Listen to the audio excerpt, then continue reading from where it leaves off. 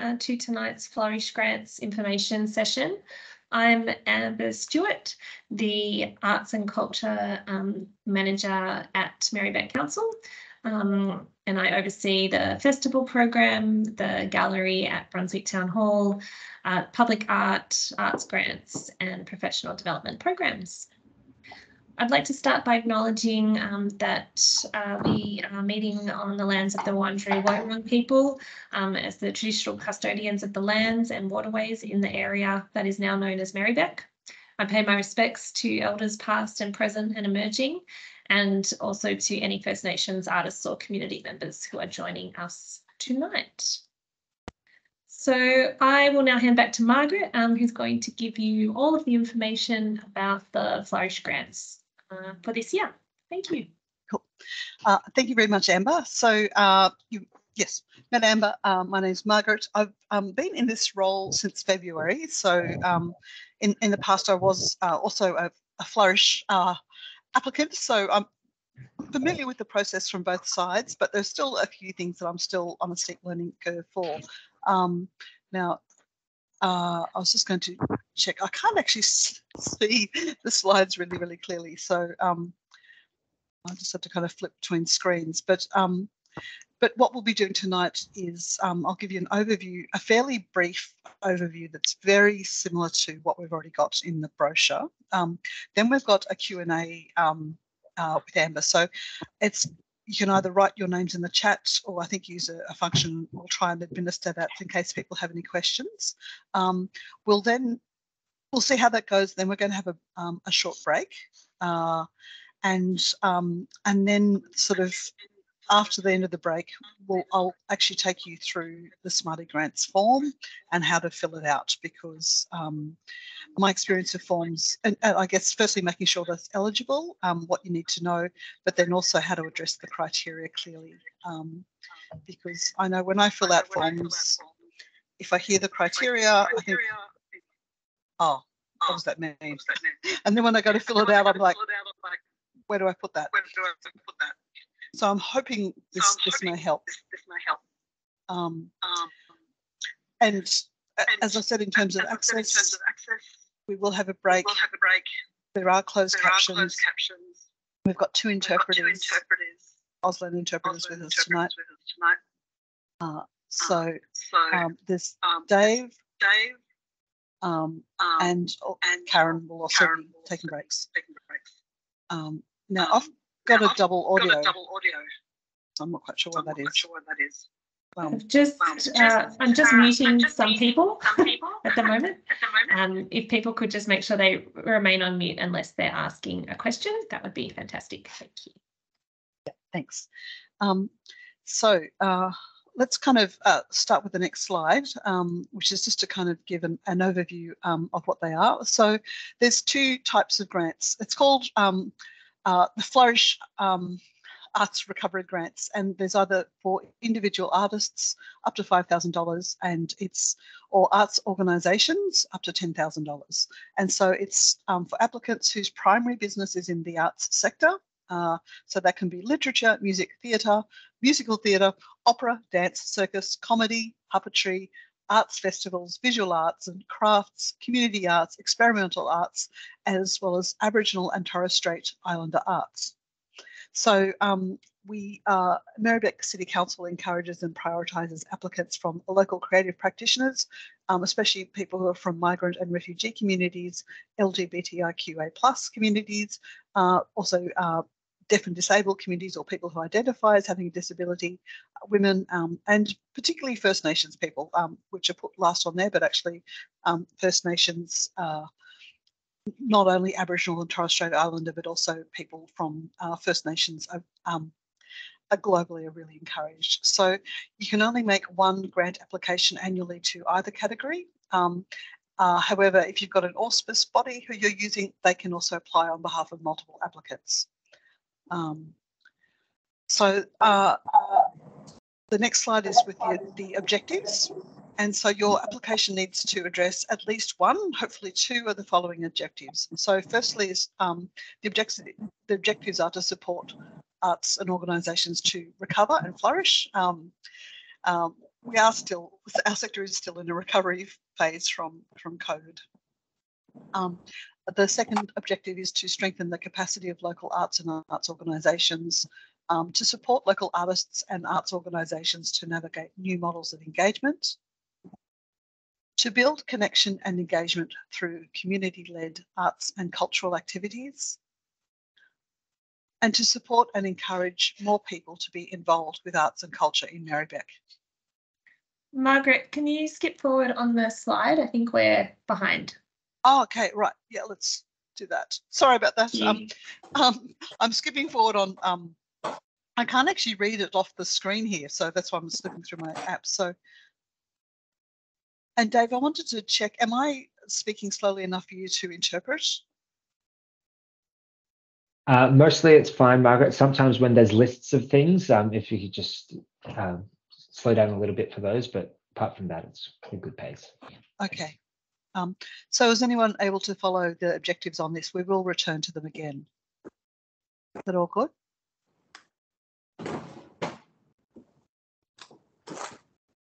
Okay, so those are the objectives. The funding preferences are, I guess, also, you know, yeah, I guess they're funding preferences, what they say they are. So we're going to applications will be, you know, will give them preference, which showcase Merri-bek as a vibrant arts location.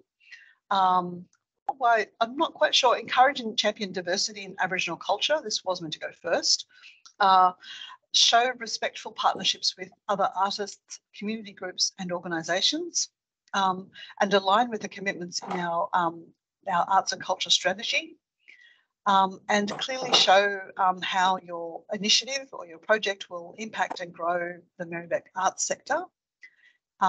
Things that encourage environmental sustainability in line with Council's policies, and also align with the identified priority groups from the Merri-bek human rights policy.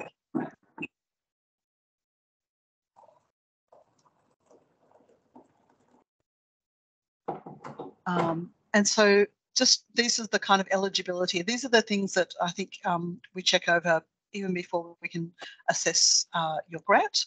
Now for individuals, we've got a lovely photo of June Jones here. So that's you have to be Merri-bek based. So your residents, either you live in Merri-bek or you have a studio or some creative working address where we can contact you in Merri-bek.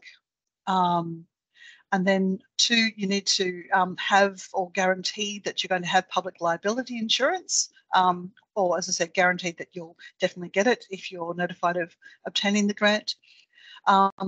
3, have no outstanding grant acquittals or outstanding debts owing to council.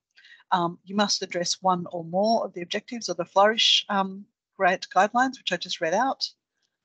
And then don't break the law. Ensure that the proposed activity is consistent with both local, state and federal laws.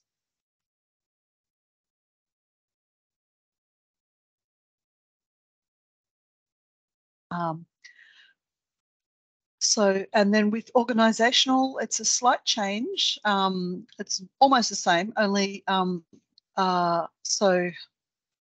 again, they need to be Merri-bek based arts organisations.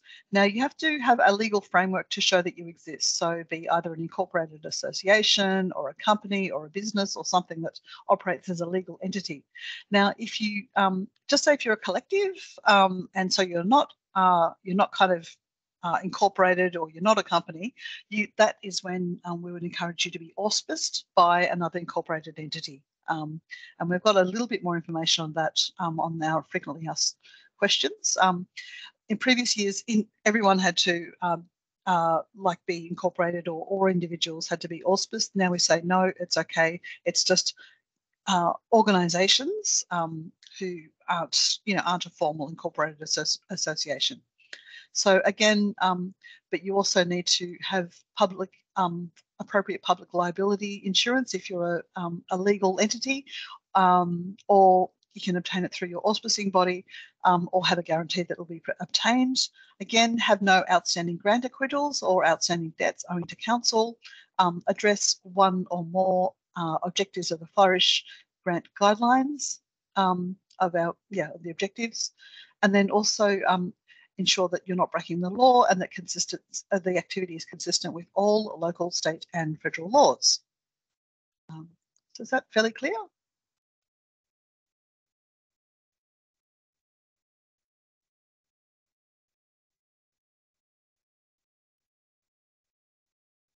Ashley was just signing a question back, I think. I don't know. Sorry, I don't have Ashley pinned on my screen. If there was a question in Auslan. Yeah, Ashley, I'm going to add a spotlight.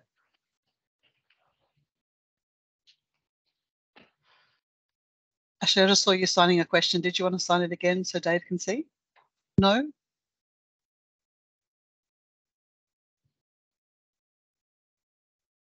Ashley's just shaking their head. And looking embarrassed. Okay, I'm so sorry.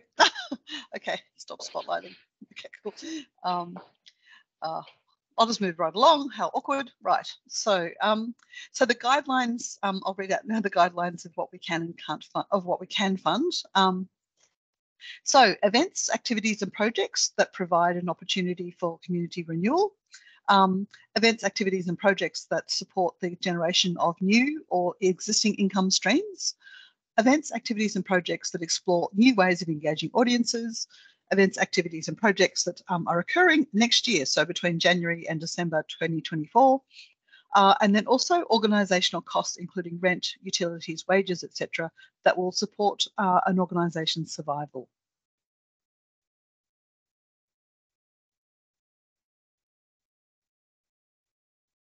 It's fairly clear. Yep.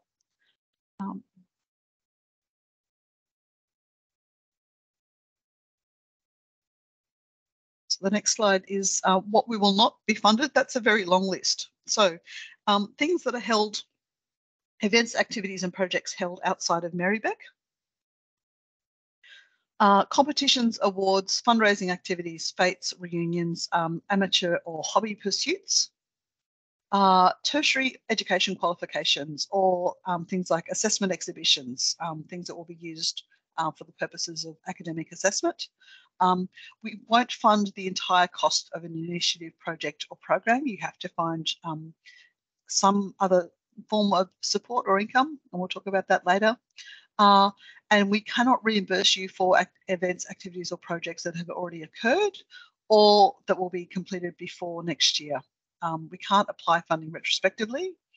And then also we can't kind of fund something that will require ongoing funding from council to be sustained. So, you know, if you sort of say, I want to do this, but we'll just need it ongoing, then we can't fund that. We can't we can't fund projects where you're sort of saying, well, we need reimbursement to cover an outstanding loan or debt.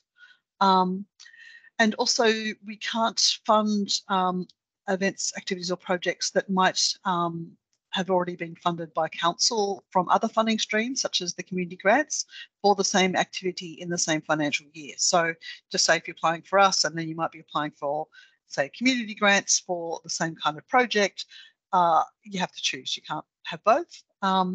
Please don't lobby or canvass councillors or council officers because that will make your application immediately illegible. Not eligible, sorry. Also, again, if you haven't acquitted a previous grant, please make sure you do, because we can't fund anything that's someone still hasn't acquitted a grant. And then also any kind of gambling or electronic gaming machines where the recipient organisation promote or benefit from anything to do with gambling, we definitely can't fund. Thanks, Karen. So that's all clear for everyone?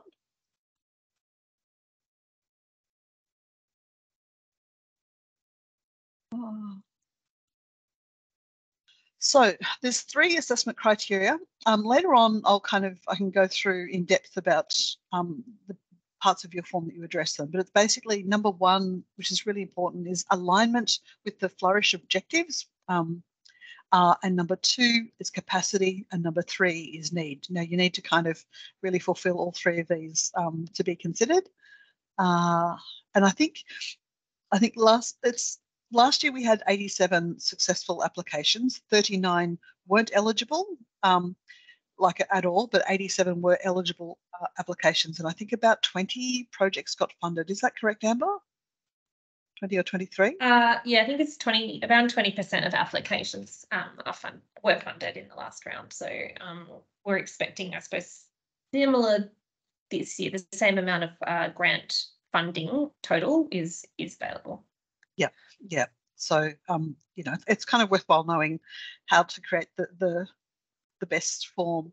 So when we talk about the impact and alignment with Flourish objectives, this is kind of quite an important criteria. And I'm going to change that on the next slide. So it's to show that the application shows significant benefit to the applicant's own professional creative practice, as well as potential to support the quality and strength of the arts sector in Merri-bek. Number two, that the proposal involves showcasing Merri-bek venues, creative industries, and or practitioners.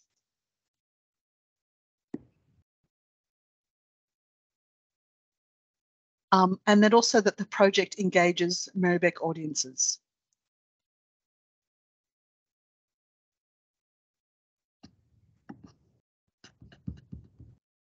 And then the other part of this impact, we've got 3 points here. So that the proposal includes or engages members of Merri-bek human rights priority groups. Now that might be as part of the actual creative team, or you may have some initiative that's going to engage members of our human rights priority groups, which are Aboriginal and Torres Strait Islander communities,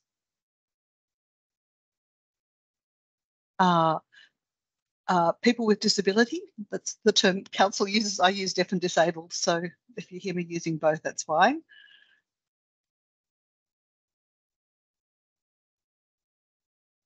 LGBTIQ plus communities, migrant and refugee communities, and women. Now, another kind of important criteria is that the proposal encourages and champions diversity and First Nations culture.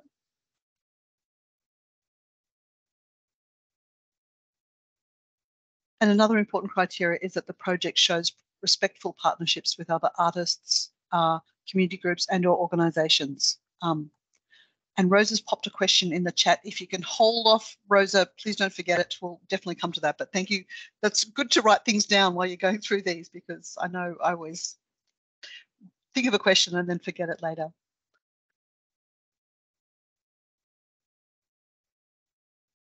So, the second criteria, so that was the first one, impact and alignment. The second important area is need. And there's two main ways you demonstrate need. The firstly is the budget. So there's a specific format on Smarty Grants, which is that you'll kind of put in a budget. It has to be balanced. That's really important, that income and expenditure are equal, and shows other income sources, including in-kind support. So one example is you might say, just say, you know, use the NAVRA estimate that your hourly fee is $45 per hour, and you might say, well, I'm actually providing X amount of hours of work towards this for free. You know, so that's the way that you would balance it. That's one way. We'll discuss others. And then the other really important aspect is demonstrating, I guess, the need for this project, which is that there's community support. You can demonstrate community support, ideally through support letters, and we ask you to submit up to 3, saying, okay, this is a great idea. Janet, I'll just get you to mute yourself if that's okay, because your mic is screeching into my headphones intensely. Thank you. And then if you need to ask a question, to unmute. Thank you.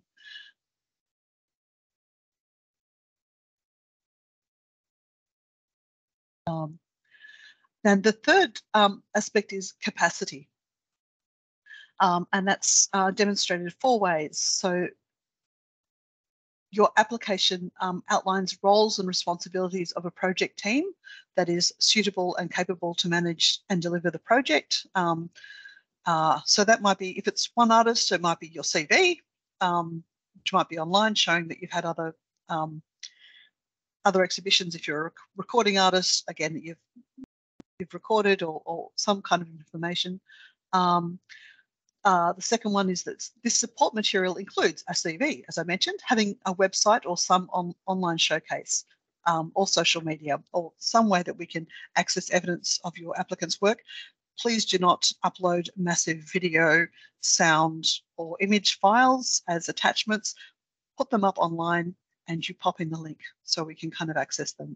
The third thing is, ideally, we want to see that you've got a collaborative approach with a range of partners, that you are familiar with the sector, kind of know other creatives and know how to work well with other creatives. And then 4 is to demonstrate relevant prior experience on the project team, so you know what we're doing.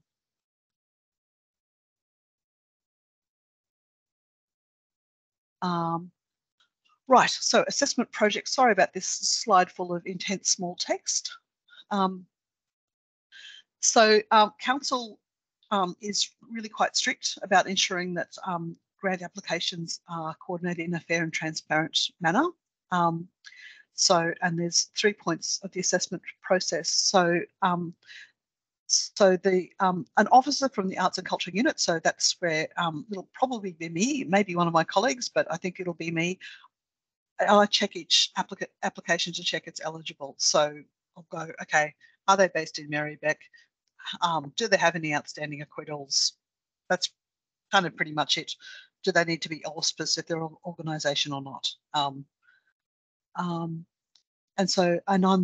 my email, I think you would have the Arts Grants at Merri-bek email. That's the one that I check. That's the main contact officer if you have any questions or assistance. And so once applications are deemed eligible, they're shortlisted and then they're submitted to a decision-making panel. So I have nothing to do with that decision-making panel. I just kind of go, okay, these are eligible, and they then access the applications through the Smarty Grants portal, and I have no contact with them. So this is a panel that's convened independently of me. I think that's, Amber, that's your role for kind of convening the panel, but you're also not on it. So it's 2 officers from council and 2 external representatives. They assess the eligible applications, and they've got very clear assessment criteria just to make sure it's absolutely fair and absolutely transparent. And they're chaired by Amber, who's the unit manager, Arts and Culture. And then thirdly, they supply a report with the panel with recommendations with funding. And then that goes up to Amber's boss, to Lisa, who sort of says, okay, well, we recommend that these are the strongest applications. So it's really important because it is quite a competitive process. We're sort of estimating 1 in 5 that that it's as fair as it can be in terms of assessing by criteria that's transparent and a process that's very clear and independent.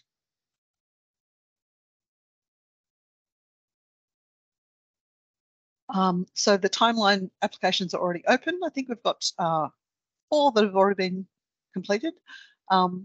They close at 11:59 p.m. on Wednesday, 27th of September. So it's about another 4 weeks or so. Now we expect to, Elena, welcome. Could I get you just to mute your mic, please? Because it's crashing into my ears. We expect to notify people in November, and all the projects have to be completed next year, any time between January and December next year. Usually we'll ask people to acquittal, and there'll be an automatic reminder 3 months afterwards, which is via Smarty Grants. That's basically the budget, so that you spent the money in the way that you said you would. You just have to write a few words about the project, how you think it went. And we'll use the email contact list just to let you know of any professional opportunities we have, the Making It in Merri-bek series or any others.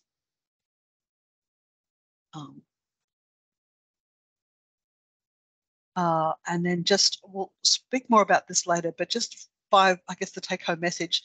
Make sure that you can develop a clear description of what your project or proposal is, a clear description of how the proposal meets the objectives. Make sure you can develop a balanced budget. Develop a URL of an online showcase or portfolio of your creative work. And also prepare now support material to upload, which are your letters of support. You can have either CV or profile descriptions of creatives in the project. Imagine if you had a team of, say, five, 6, 7 people, the 100-word bio, this person does this person does that. That often can work. Or things like storyboards or other prep material. So do these before you complete the form.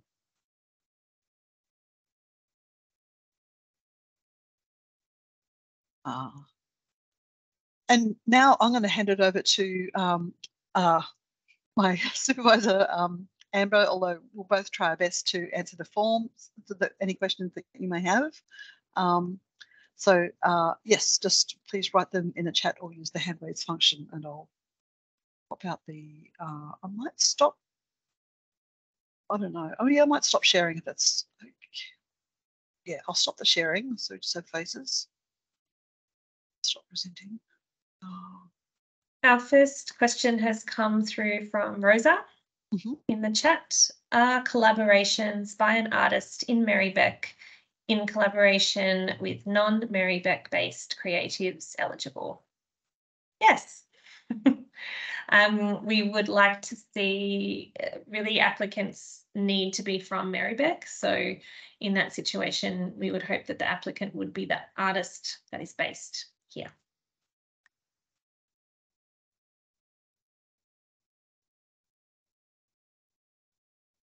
And B's got the hand up. Yep. B. Hi. So I had a couple questions. One was, does the project need to meet all the criteria under what we will fund? For example, stuff like generating new income streams, etc. Like, does it need to meet every single thing under the criteria, or is just meeting a couple of them? Yeah. Yeah. No, it doesn't need to meet every one of them. I don't think that would be possible for the size of the grants that we're offering. So yes, it's really just a guide to show you the types of things that would be funded, and hopefully your project fits into one or two of those. Cool. And the second question I had was, if you need to, for example, in letters of support and all that kind of stuff, if we need to have like venues and galleries already confirmed by the time of application, because a lot of galleries, for example, that do the open calls and stuff haven't done that for next year yet.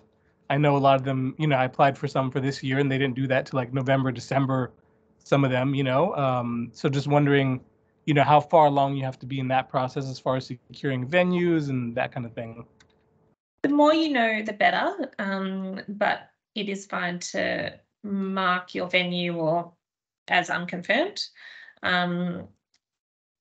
Because it's so competitive, I suppose often projects that are more likely to happen, that can be assessed by the panel. So I think the more you know, the better, explaining what you don't know, just giving the panel as much information as possible. You may be offered funding subject to a venue confirmation or funding confirmation if you're looking for further funding as well.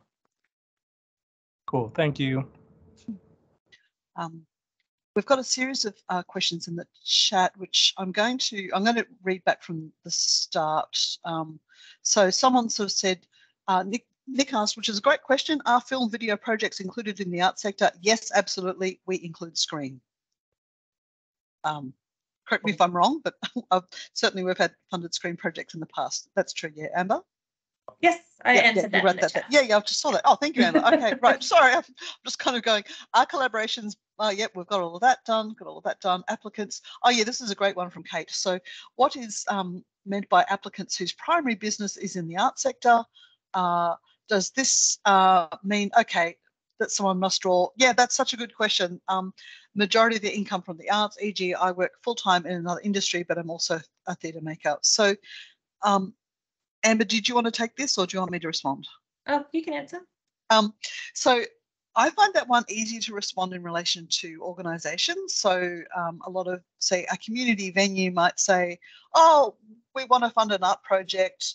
Are we eligible? And we go, that you're not a primary business. Why don't you get, if you've got a local artist, get them to apply for a Flourish grant and you support it. Does that make sense? So, or a church or some other community venue, they're not an arts organisation. So certainly for organisational grants, it's got to be something that is like a studio or, you know, a film collective or a dance group or, you know, something that's kind of recognised or a publishing collective or something. For individuals, we recognise that artists are, I think only 1.5% of artists can live from their art. So, of course, everyone works second, third and fourth jobs in whatever industry we can. So what we usually say is if you've got an ABN and you're acknowledged as actually operating a business as a creative and are in a position where ideally you'd be getting, you know, also insurance as a creative, that's usually legitimate enough to kind of describe yourself as a creative practitioner or an artist. Is that clear enough, Amber, or is there some other information that I've missed in that? No, I think that's fine. I think that question really relates to businesses. So we're not expecting individuals to prove that. It's much more if you are coming with an organisational application. So yes. Yeah. So, but it's also why you do need to have an ABN. Like if you've got a, you know, I think the tax hobby form doesn't apply. You actually do have to be registered in that sense. So we've got a few more other questions in the chat. One was, oh yes, letters of support and examples of who they might be from and what might be in them. Amber, did you want to take that one? Or I think you absolutely all right. go for it, Margaret. I'll jump in when you're not sure. All right, okay, great. So letters of support. So yeah, up to 3. It really depends on what you're doing. So I think some things might be just say if you're collaborating with another ideally Merri-bek based creative organisation or creative person. That's often a really good letter of support. Someone who, just say if you're proposing to put on an event locally and you've put on a similar event or done a performance, you know, outside of Merri-bek at another organisation, and they're like, yep, that was really great, get them to write you a letter of support and just go, okay, I employed Joe Blogs to do this event. They were fabulous to work with. That'd be great. So that might be work. Or if you've had, again, previous clients, just say if you're a dance instructor and someone says, yes, you know, I employed Joe Blogs as an amazing dance instructor. They ran this event. It was really, really good. You know, so does that make sense in terms of letters of support? So things that show, you know, that show you can do what you can do, or things that might also say, just say a community organisation that you might be working with that say, wouldn't it be good if we had more of this thing that you're proposing, whether it be a publication or a workshop or an event or a studio. Hopefully that makes sense, or a band or a CD, you know. So hopefully that kind of really shows, you know, letters from anyone you know or might know who show, you know, that can say that, you know, you're someone who's good at doing this thing that you propose to do or capable of doing the thing that you propose to do, and or that there is a need for the thing that you propose to do. If you are, let's say, an artist studios, I think it's clear. Yeah, okay, cool, great. Someone has sort of said, do venues count as arts organisations? Do you want me to take that one? Yep. If the primary purpose of the business is arts, so if the primary purpose, and I suppose you can think about, look, I think that's clear. If the purpose of the organisation is the arts or the presentation of the arts, and it's within a venue in that context, then yes. If the primary business is as a hospitality business and the arts is an addition to that, then no. I realise that can be a scale, so you're also very welcome to ring Margaret and have a conversation about your particular venue to get better advice on that. Yeah. Jag, did you put your hand up? Did you want to add to that? Yeah, sorry, my laptop just lagged for the past like minute, so I didn't hear anything. No. I said if the Yeah, venue's sorry. primary, that's okay. I think there's a delay. I'll put it in the chat as well.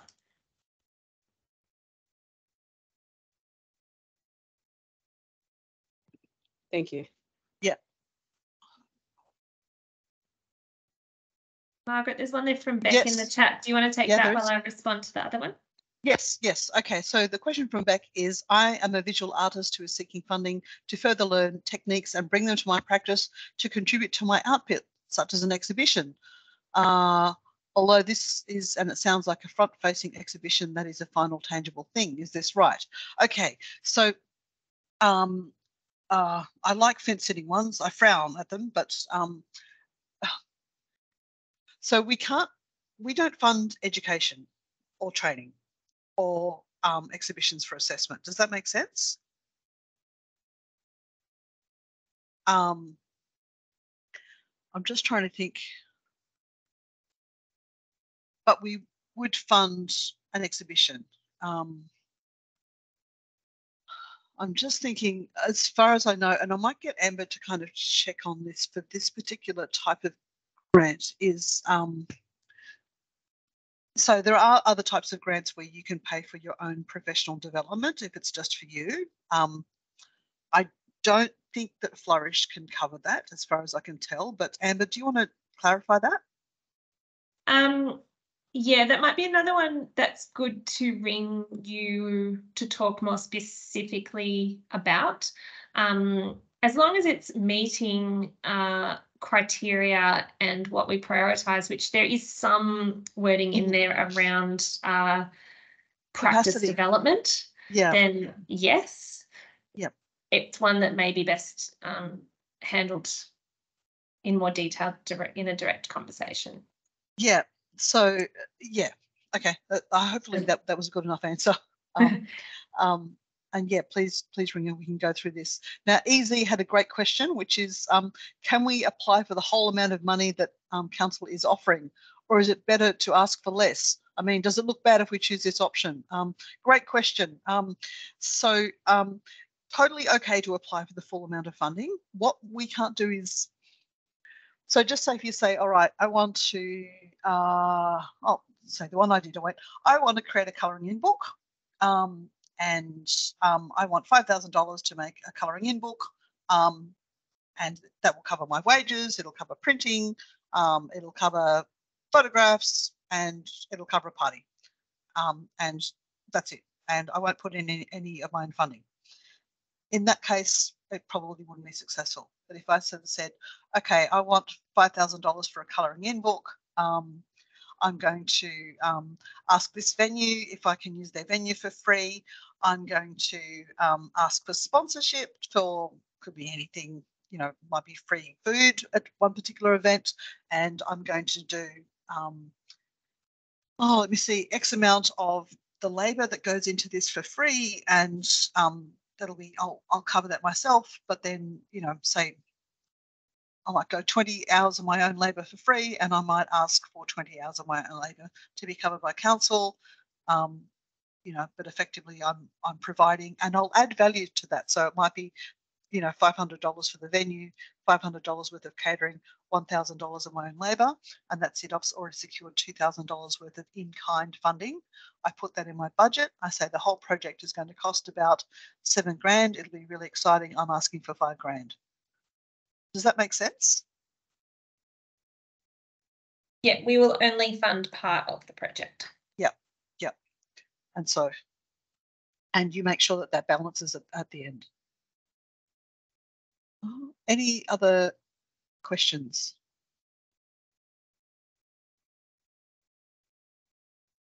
Jag, did you have another one? Yeah, not sure why it wasn't working. I was just gonna ask, are you guys the panel, is the funding more geared towards like more of like events, or like would you say that's a part of an event? It definitely doesn't need to be an event. So, and it doesn't need to have a public outcome necessarily, as long as it's meeting the list of the types of things that we fund in there. So there are items on that list that don't have a public outcome.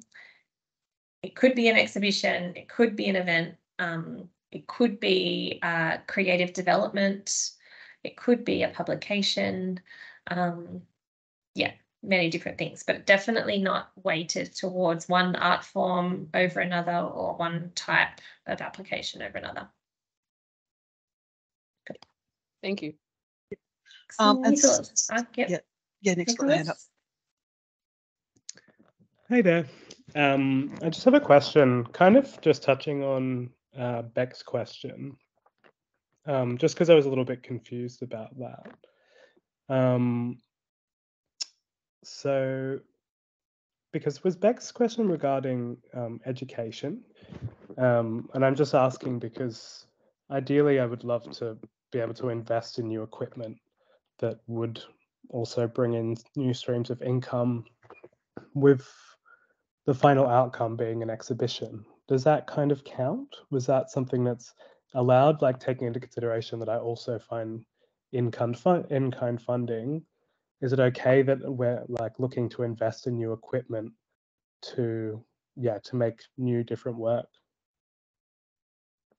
I believe that funding for equipment has been removed from the guidelines. So we had done that in previous iterations of this funding through COVID, and it had come out really because of how competitive the grants are and wanting to ensure that as much of the funding as possible is going to artists and creatives directly. So I'm pretty sure it's not in there now. Margaret might come back to you to just confirm that, unless you can now, Margaret, but I'm pretty sure that's a change to this year's funding. Yep, that was the key change. So previous years, yes, it could be equipment, but this year it's not. But if there was something else that you were doing that was improving your capacity to do what you do, that could work. And please definitely give me a call or an email if you want to kind of talk through that further. Yeah, cool. And so does that also remove material costs for making work as well? I'm just going to check back on the guidelines, so I'm absolutely sure on that. We've just lost our interpreters. Oh, Margaret. Okay. We've just done an interpreter swap, so Karen will need to be spotlit. I can do that. Great. Okay. Thanks, Dave. Okay.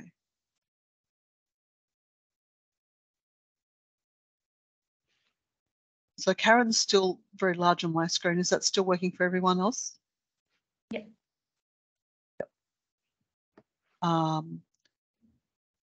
And I'm just going to check on here. So we've got events, income streams, so things that support new ways of engaging audiences. We've got organisational costs, but no, not really. Like we've got rent, utilities, wages that support, say, an organisational survival, but not equipment or materials. Okay, cool. But if it was, you go, just think about when your any funding application needs to be co-funded anyway.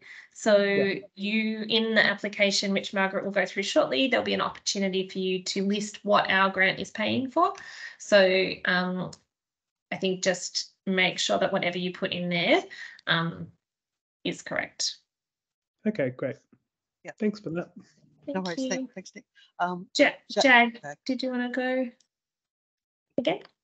Yeah, just as a follow-up to Nicholas's question, at least for what I'm trying to do, like there's a recording device that I'd really like to get, and it's not the central part of it, but it plays a little part.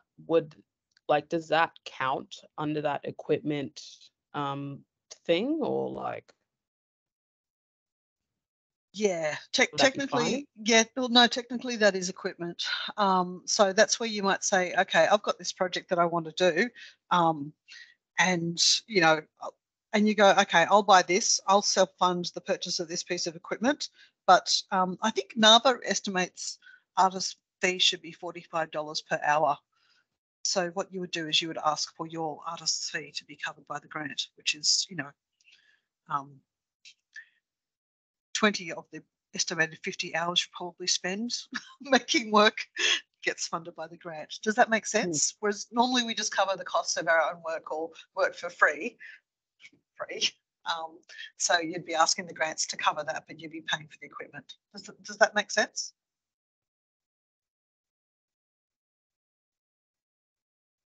And your video's frozen, I think. Thank you. Okay, cool.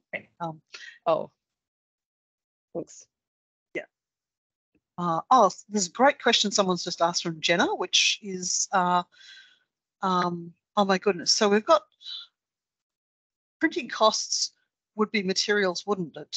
No, because that's production. That's like if you got DVDs produced or a book produced or cassette tapes produced, that's producing an outcome. Isn't that?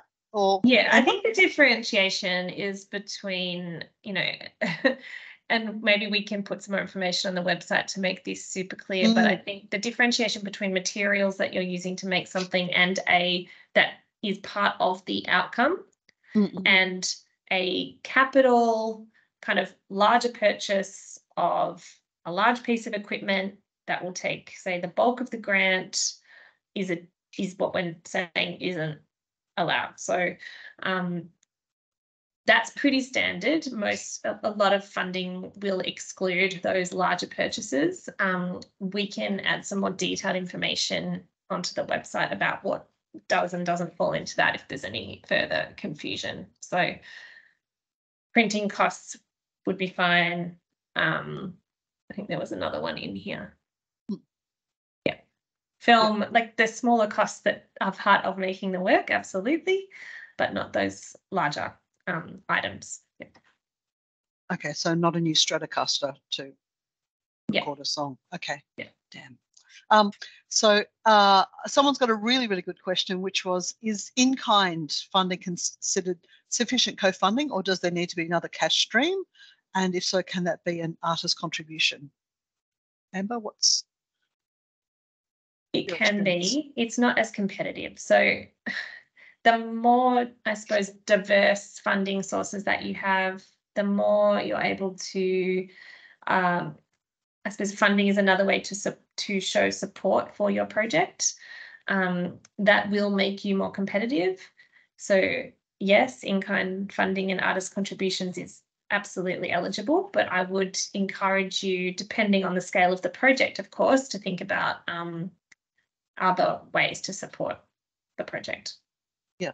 If we see an application, for example, that has a budget, I don't know, the budget is $7,000,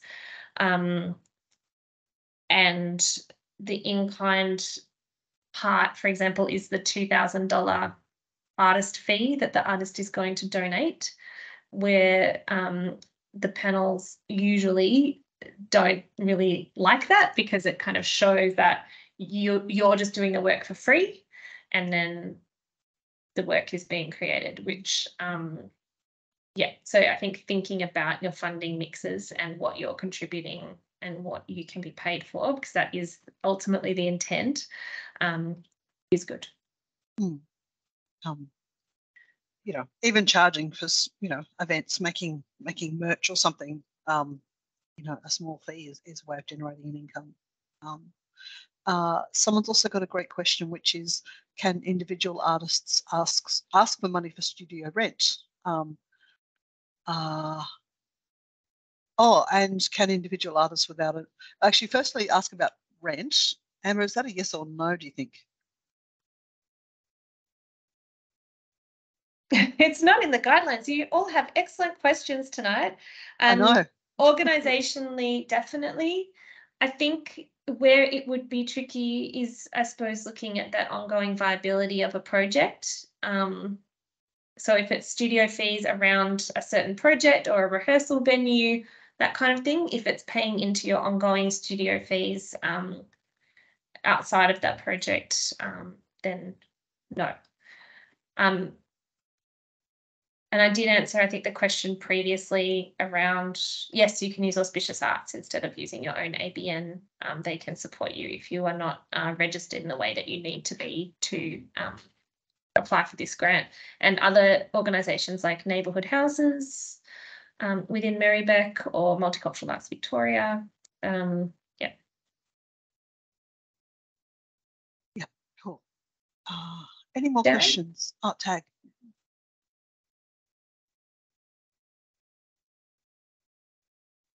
Jack, do you want to go?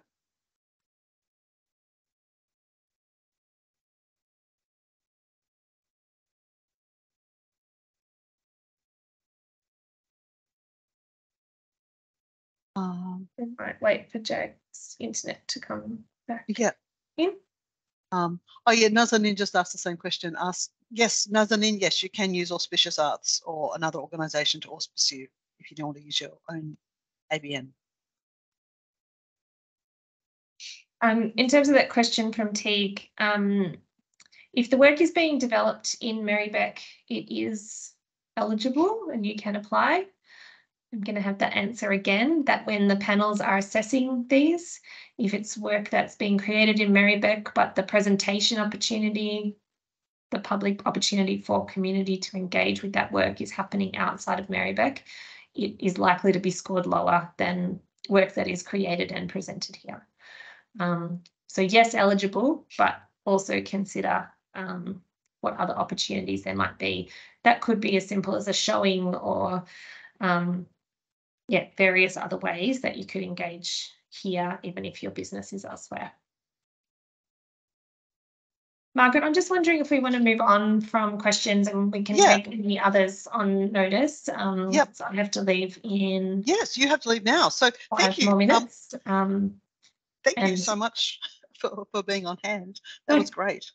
That's great. And any questions people don't feel like were answered tonight, Margaret will give you all of the details to reach her and have those further discussions. So thank you. Yeah, thanks so much. So I'm going to go back to sharing.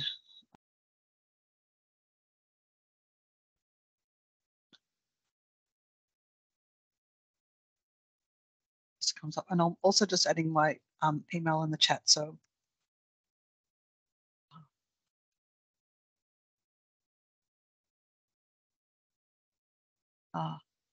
oh God, okay, for some reason.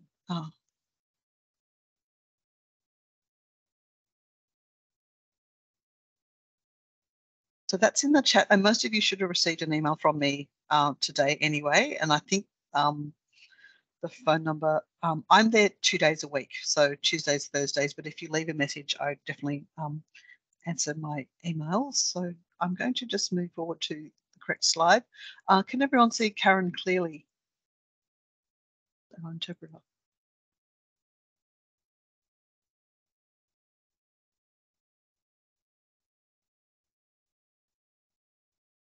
Hopefully it's a little bit, I'm just trying to remove, there's some section that I can't see very clearly.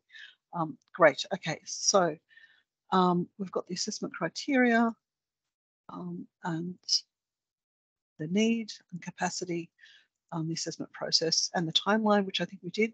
So I'm done preparing your application. This is the Q&A, and this is where I have to kind of flip. So my role is, I mentioned it verbally before, but I'll just kind of talk through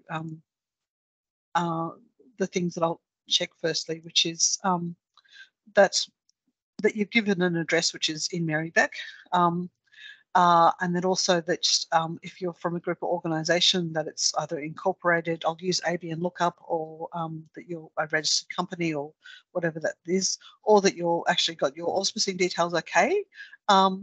That also that all applicants have appropriate public liability insurance or guaranteed that it'll be obtained, and then also just check that your name doesn't come up on the old list of previous grants recipients. So that's the first thing. So we separate ones into eligible and not eligible, and then I notify people. So it's unfortunately on Smarty Grants. I should say, yes, it's on Smarty Grants, but it's not the friendliest of platforms. We are, if you do have a barrier with completing long, complicated forms, please email or phone me and we can arrange alternative submission, which would probably be an interview pretty much, which is a video interview that's recorded and uploaded. But either way, it'd be good if you can create a Smarty Grants account if you haven't already. And Smarty Grants will work for quite a few different grant platforms as well. And make sure that you provide an address in Merri-bek. I'm going to forward on the speaker so you can see these main points. And check the contact details are correct. And the thing is, what is good about Smarty Grants is you can kind of log in and start the form and then you can kind of come back to it later. But the main thing that we're also saying is just prepare your support material. I'm now going to try, I don't know if this will work as wonderfully as I wanted it to share my screen and I can actually show you one. See if I can stop sharing. Sorry to be so clunky. Screen window. Excel Live. I wish it was Excel Live. See which one am I?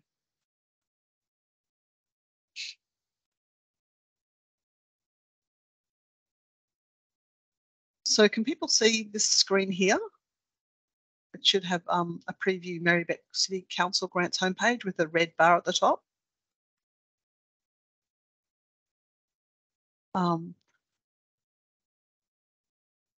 And this is basically, this is kind of what it looks like. So it's the font is really, really small. I'm really sorry. And it's got the kind of objectives and the grants categories, a very similar description to what we've just read out, and the closing date, and a link to the guidelines.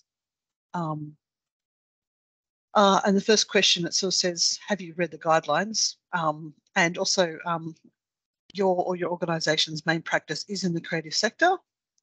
So you just tick those, that's obviously eligible. And then you put down the contact details, which is firstly just come up with a title that's really short and sweet. 3 words, the most, maybe 4. Make sure you've got a main contact for the grant and an email,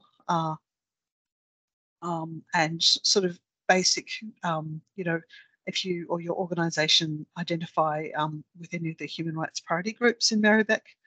And then we've got the kind of the legal side of things, which kind of goes, and it's an ABN lookup.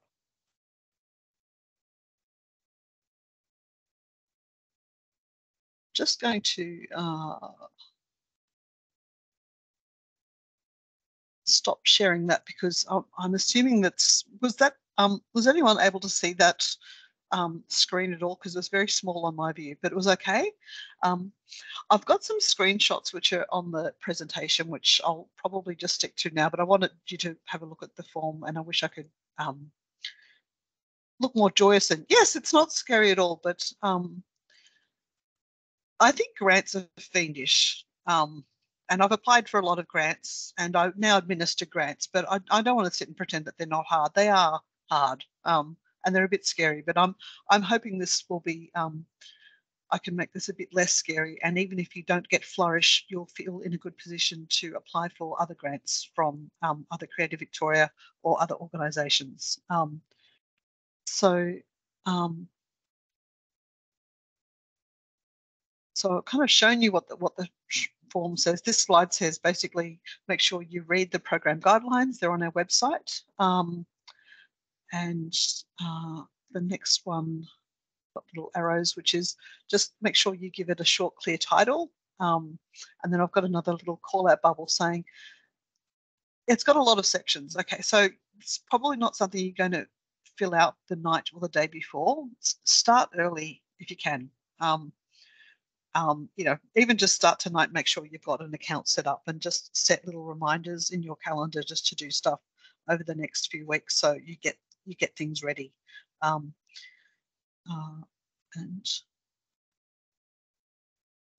again, this is the kind of the legal stuff which I just spoke about earlier. Again, which is, again, even if you're a group, decide on one person who'll be the main contact person who checks the email regularly.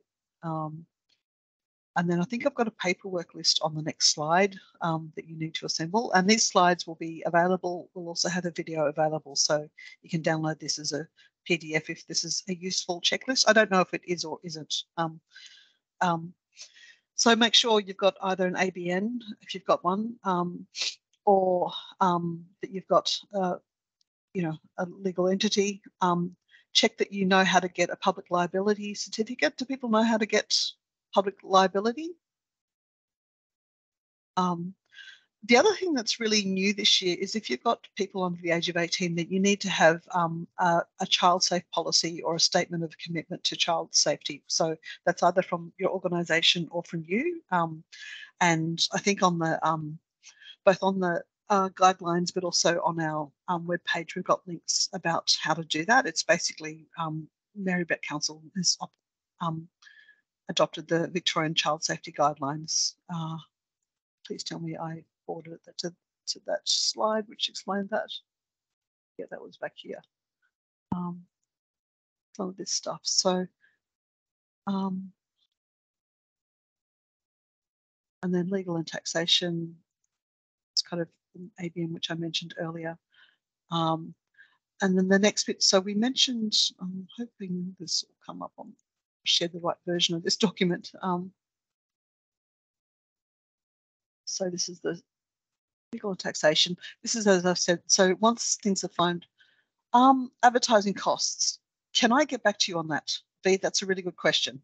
Will advertising costs be covered? And can you remember to shoot me an email so I definitely will remember, because it's a great question. Yep. So this is the panel that gets forwarded, and the next bit I want to kind of just show you the parts of the form that relate to each of these guidelines. And Janet, you had your hand raised. Did you want to ask another question? You have to unmute yourself. Sorry. I wanted to just say that I'm putting in the chat how to get public liability if anyone needs info on that. Just thank you. yeah, share. That's okay. Yeah. So there's also on the site. Rose, a great question about people under 18. Yes, it does. If you're bringing children into your venue, we have to know that they're safe. So a statement should be okay. Just to do this. And again, please email me. I can send you the information. But yes, Janet sort of said with insurance, go with Auspicious Arts or another auspicing body. Duck for cover are cheap. NAVA, if you're a visual artist, NAVA premium membership includes it. I think even Writers Victoria had it, I think, as a MEAA if you're a musician or a performer also has it. So there's a few different ways to do it cheaply. Don't just kind of ring up some random insurance agency you've seen advertised on the telly. Ask us, we're your networks, how we can get things that are appropriate and reasonable. So I've got the 5 things that you need to kind of find on this slide here. So should I read them out? What do I ask for? Oh yeah, someone sort of said, great, it's Regional Arts Victoria are cheaper than NAVA. That's good to know. So the 5 things, making sure that you've got, oh yeah, this is kind of quite important. Where have I got that slide? Just losing my slides again. 5 things you need to have on your application. We've got a clear description. No, I've got 5 things. Yes, good, great. A clear description of what the project is. A clear description of how the proposal meets 1 or 2 of the objectives. 3, a balanced budget. So take some time just to do this before you have a look. Make sure you set up a URL of your creative work, and make sure you kind of start getting your letters of support. Get some kind of CVs or profile descriptions of the people involved in the project and any kind of other prep material. So go back to here in the proposal. Those are the objectives that we want you to fulfill.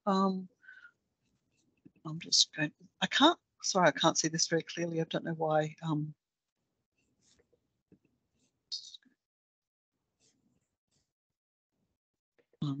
Speaker's not the most. Yeah, so I'll be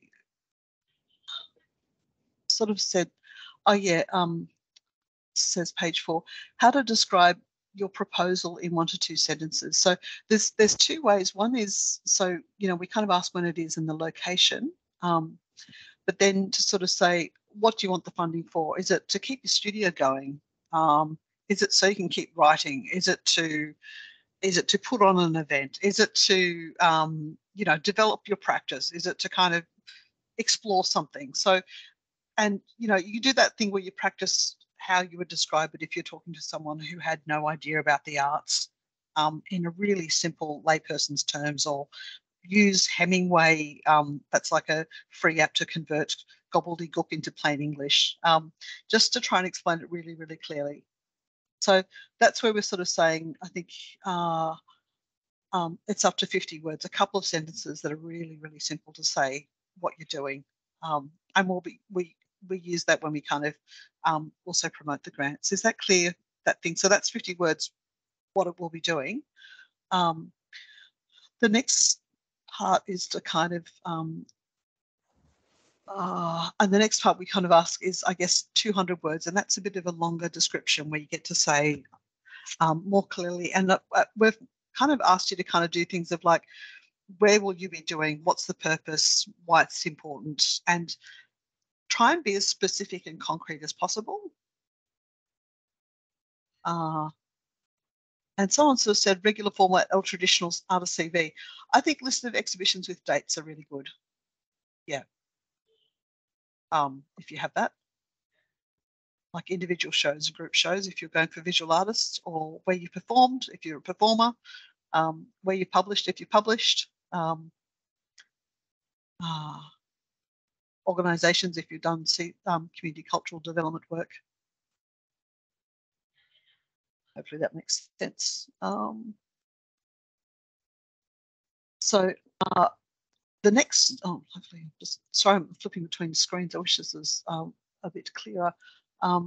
So these are the assessment criteria. So if we're looking at this kind of impact and alignment with Flourish objectives, this is really how we're going to be assessing it, this kind of part of the form. So it's really important that you get this right. Open up, have a Google Docs or a Word document where you practice this, and have a go at writing a few drafts before you come to write out the form. Read them out to friends. If you've got a few friends who are all applying for grants together, have a Shark Tank exercise. I do a speed dating thing when I've taught this to students in the past, where I'll just have a group of people. It's just like you have 2 minutes to say what you're doing, and you say that 3 times, and you practice saying it.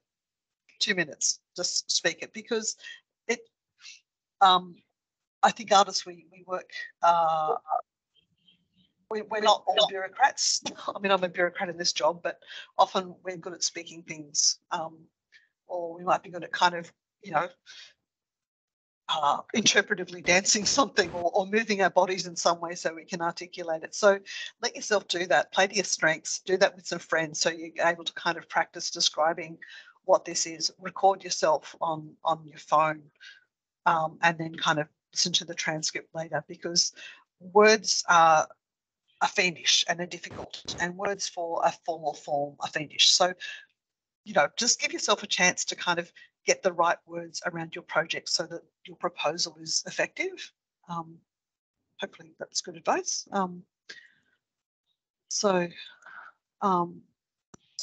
just so you can have, say why you're doing it, what you want to achieve, what kind of medium or area are you, screen, performance, whatever, and when and where it'll occur. And then this is really important. The next question is, how will Flourish some impact? Can someone turn off your mic?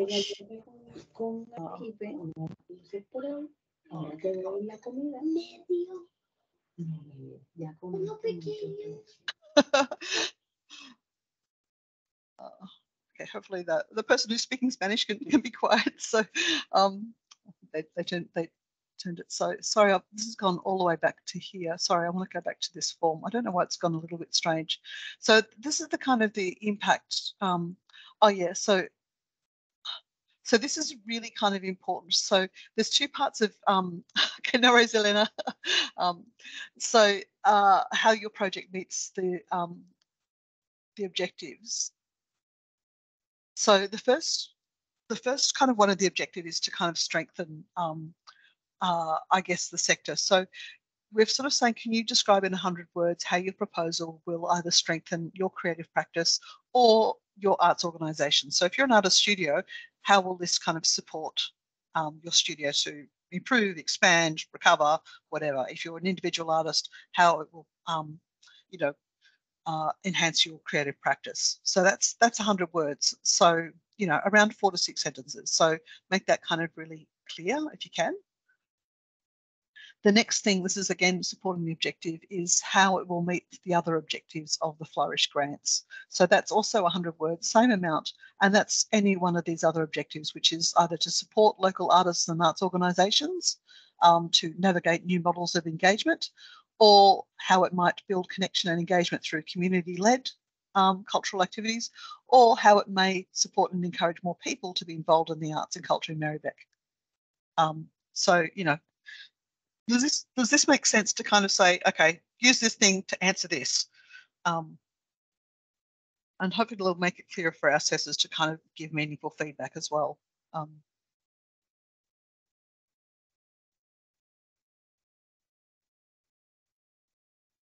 So it may also, this is the kind of the next question about impact, which is really one of these 3 points, which is, does your proposal include or engage members of our human rights priority groups?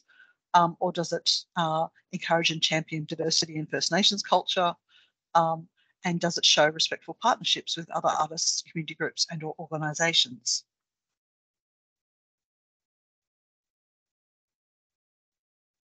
And that's, God, this is really, sorry, the quality of this looks really bad on my screen. I hope it's better on yours.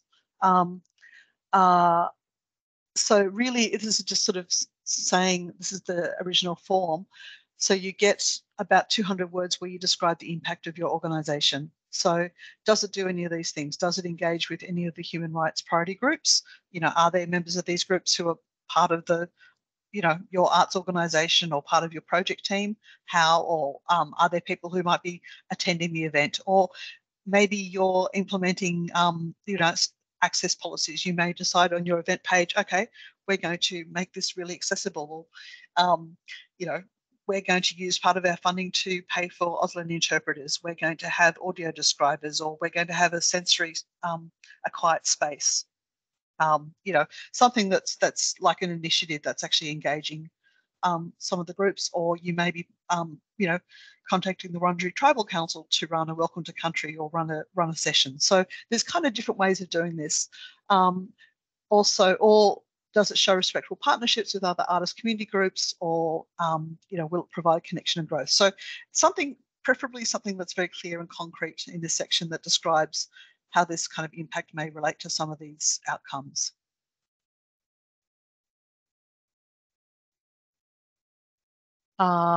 So the next section on needs, so I covered this before, which is really the budget, and I'll go show you what the Smarty Grants budget form looks like.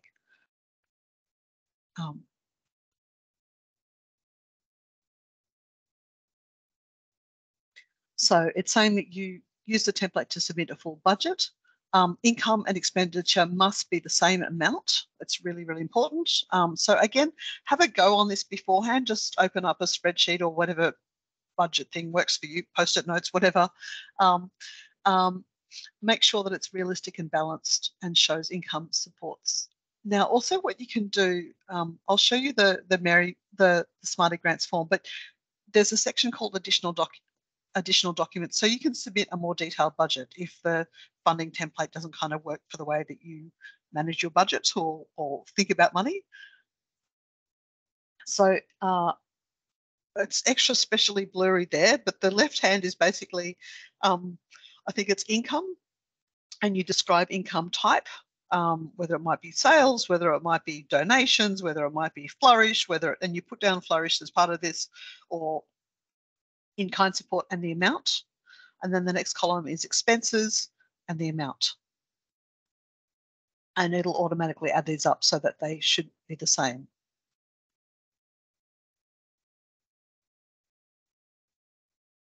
And then the budget, it will show your need. So you need to also then write again the words here to describe how the Flourish Arts what it will be used for. And make sure, as we've said before, you're not using, the grant shouldn't be your entire income for your project. Also note if you're kind of getting any in-kind support from council. And then also if you've previously received any grant from either Moreland Council or Merri-bek Council, tick to say it's been acquitted. If you're currently in the process of not having acquitted a grant, you're going to email me straight away and say, I haven't acquitted a grant. And we'll make sure you can do that before you submit this application.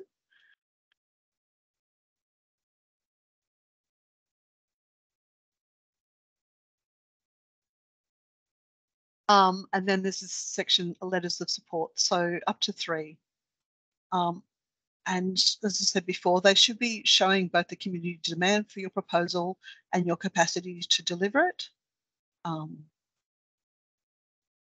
So that can be, even if you've recently left either music school or art school and someone, one of your former teachers likes your work and kind of promote that, that might also be another source.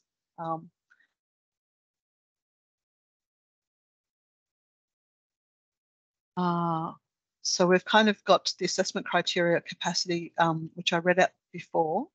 I'm not going to read out again. But when you're demonstrating capacity, this is where have an online link to your work.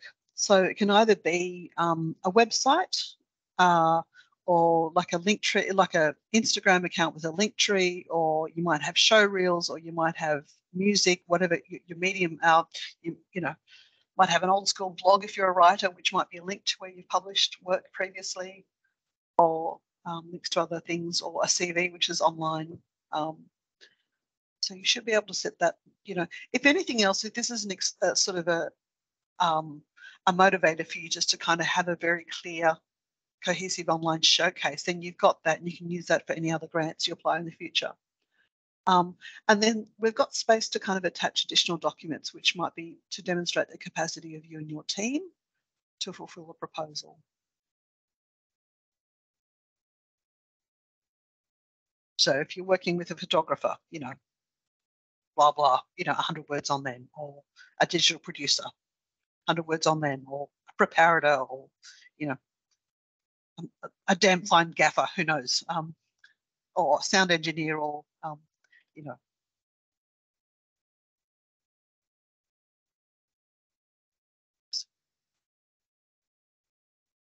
and as I've sort of said is make sure you prepare these documents. I showed this slide before, but yeah, just to reiterate, please prepare your support material before you do the grant.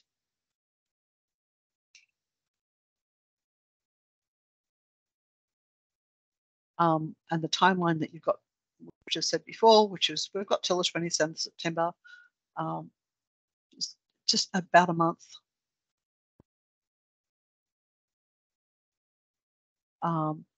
People will be notified in November, then it's sort of all signed off and sorted through Smarty Grants, and then it's usually paid, I think it's sort of payment happens December, January, then the project delivery occurs next year, and then the acquittal, it's 3 months after the project's ended. So I have a kind of an acquittal date with reminders, so if you say, okay, my project will occur in March, you'll automatically get a reminder saying, please submit your acquittal by June, etc.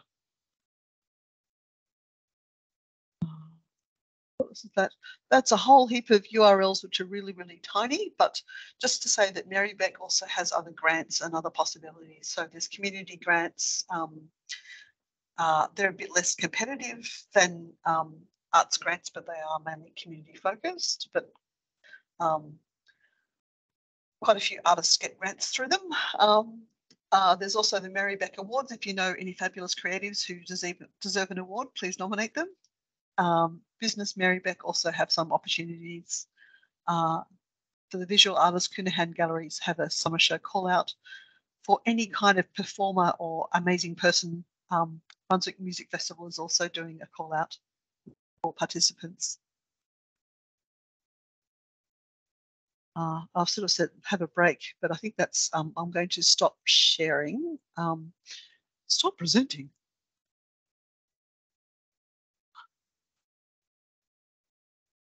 I probably spoke too fast. Thank you very much, Auslan interpreters,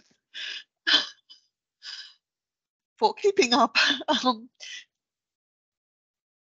Are there any kind of more questions or queries?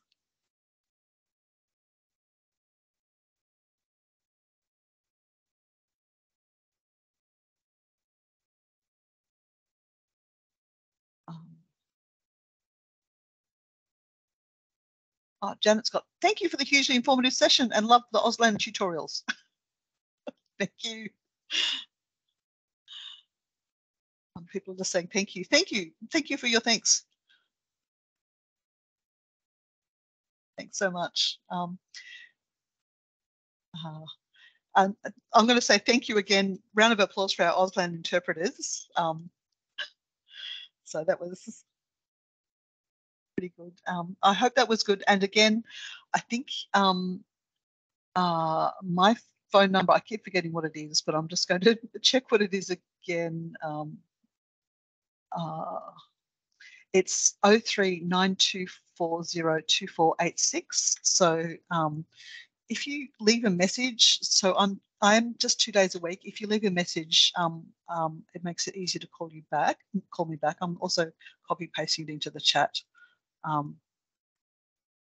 So that's if you prefer to talk rather than to type.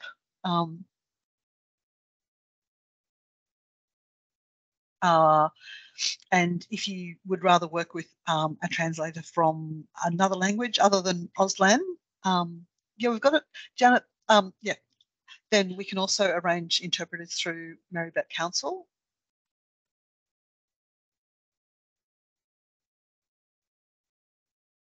But also, if you are an Auslan user, then please email and we can arrange interpreting. So you can submit an application. Where I'm personally very passionate about access and inclusion, and I know my colleagues are pretty supportive of it.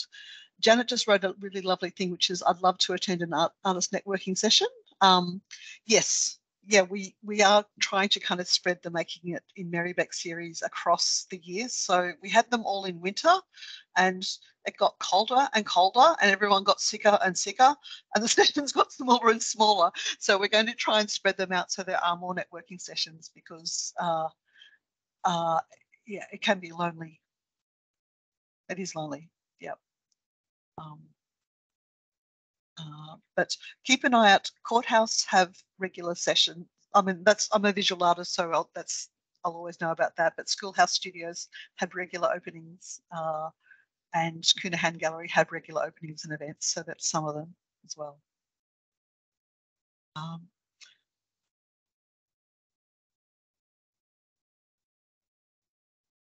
Well, if there's no more questions, I think we've finished in a timely manner before 6:30.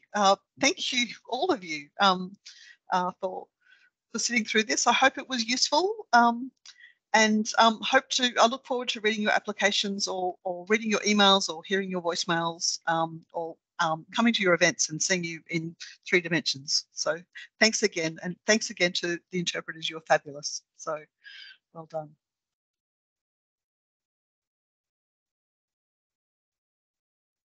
Okay, so bye. So I think my job is to sit and wait for everyone to leave, and I'll stop recording as well. Thank you. No worries.